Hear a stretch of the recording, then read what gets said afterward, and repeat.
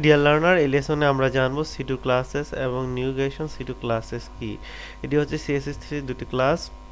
তো এটির মাধ্যমে আমরা অনেক কাজ করতে পারি। তো আসুন আমরা এটি প্র্যাকটিক্যালি দেখি আমরা কিভাবে কাজ করতে পারি। তো এর আগে আমি আপনাদেরকে যে যে যে লেসনটি দেখিয়েছিলাম সেই লেসনটি হচ্ছে ক্লাস এবং আইডি। তার মতোই ক্লাস এবং আইডি আমাদের অনেক গুরুত্বপূর্ণ দুটি জিনিস। এটি আমরা আমাদের প্রতিটি স্টেপে লাগবে ক্লাস এবং আইডির ব্যবহার। তো আমরা এখন জানবো আপনার সিডু ক্লাসেস। তো আমি এই ফোল্ডারটি কপি করে এবং পেস্ট করছি, রিনেম দিচ্ছি, রিনেম দিয়ে PSEUDU-CL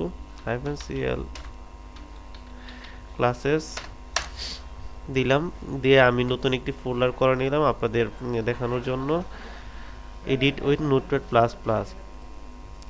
আমার আগের লেখাগুলো এখানে রয়েছে। সো এগুলো এভাবে না, আমি নতুন করে লিখছি আপনাদের দেখানোর বোঝানোর জন্য।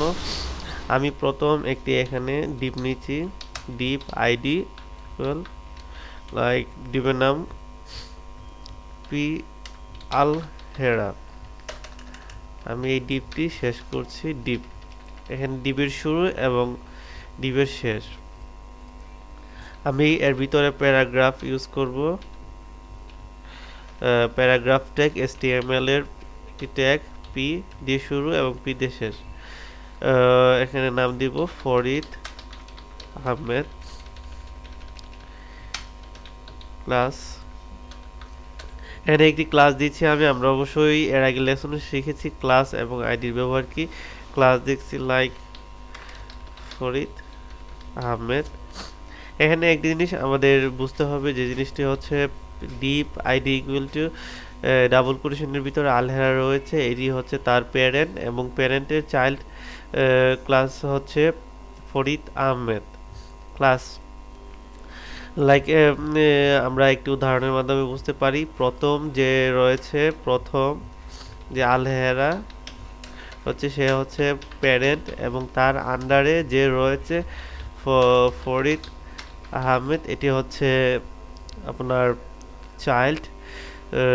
এটি হচ্ছে, এটির মাধ্যমে আমরা বুঝতে পারলাম যে চাইল্ড এবং প্যারেন্ট কি। চাইল্ড হচ্ছে আমার ডিপের প্রথমে যে আইডিটি রয়েছে এবং তার আন্ডারে যে ক্লাসগুলো রয়েছে ওইটি হচ্ছে আমার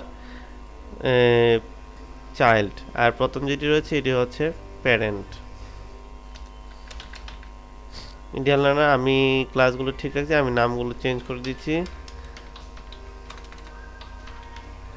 মোহাম্মদ কাজী শামীম, বিজন আহমেদ, রতন আহমেদ। এখন আমরা এটির জন্য CSS এ যাব, CSS কোডে যাব, সি2 ক্লাস। আমি রাইট বাটন ক্লিক করে এটিকে ওপেন করে নিচ্ছি। আমাদের যে প্যারেন্ট রয়েছে আলহেরা, তার ভিতরে যে চাইল্ডগুলো রয়েছে এগুলো হচ্ছে চাইল্ড 1 2 3 4, চারটি প্যারাগ্রাফ আমরা নিয়েছি এখানে। তো আমরা এখানে লিখব যে P equal to like paragraph ধরছি এন টিএচ, এটা একটি ক্লাস হাইফেন চাইল্ড। প্যারাগ্রাফের যে চাইল্ডগুলো রয়েছে, চাইল্ড এই যে চাইল্ডগুলো রয়েছে চাইল্ডের ক্লাসগুলো আমি লিখছেন CHILD চাইল্ড। আমি কত নম্বর চাইল্ডটাকে আমি এখানে মার্ক করব, লাইক আমি 3 নম্বরটিকে করছি। দেন আমি থার্ড কোটেশনের ভিতরে আমি কালার লিখছি, কালার গ্রিন, কালার গ্রিন। এখানে আমি স্টেটমেন্ট শেষ করেছি। এখানে সেভ, সেভ আমি রান করছি, রান ক্রম। দেখুন এখানে আমি কিন্তু 3 নম্বরটিকে আমি মার্ক করেছি। এখানে 3 নম্বরটি হচ্ছে 1 2 3, 3 নম্বর হচ্ছে বিজন আহমেদ। এখানে ব্রাউজারে কিন্তু 3 নম্বরটি এসেছে।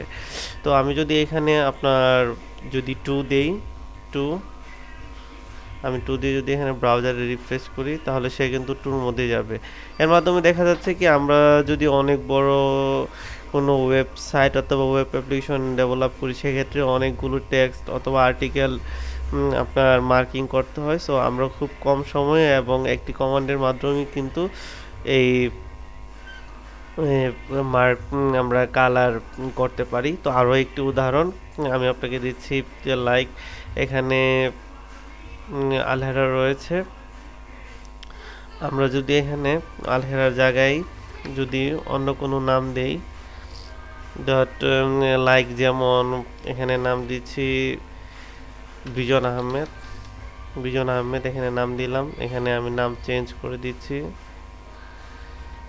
This is my number and you am bear number 1।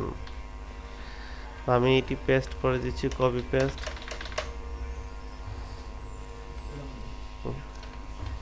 Copy করে দিচ্ছি নাম্বার 1 2 3 4 5 5 আমি আরও দুটি দিচ্ছি 6 7 5 6 7। আমরা এখানে যেটি করেছি, আমি এখানে 7টি নাম্বার লিখেছি, দিস মাই নাম্বার 1 2 3 4 5 6 7।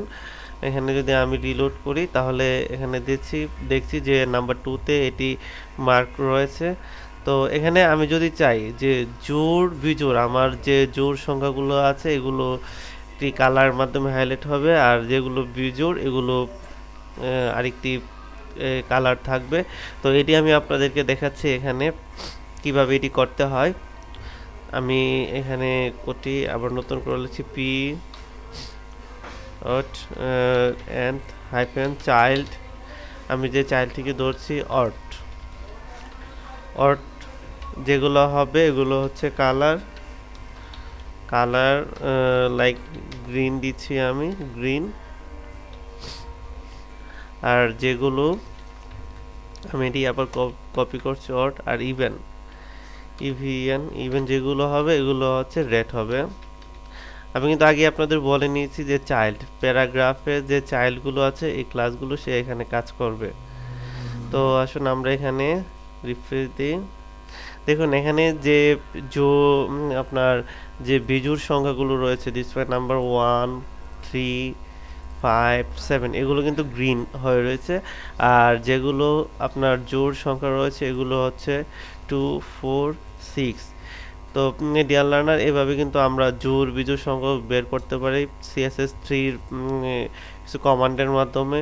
CSS3 আরও অনেক বিউটি রয়েছে যেগুলো আমরা যদি প্র্যাকটিস করার মাধ্যমে কিন্তু আমরা আরও অনেক সুন্দর সুন্দর কমান্ড, অনেক ডাইনামিক কমান্ড আমরা জানতে পারবো। তো ডিয়ার লার্নার, তারপরে লেসনে আমরা আরও একটি ক্লাস সম্পর্কে জানবো। ধন্যবাদ।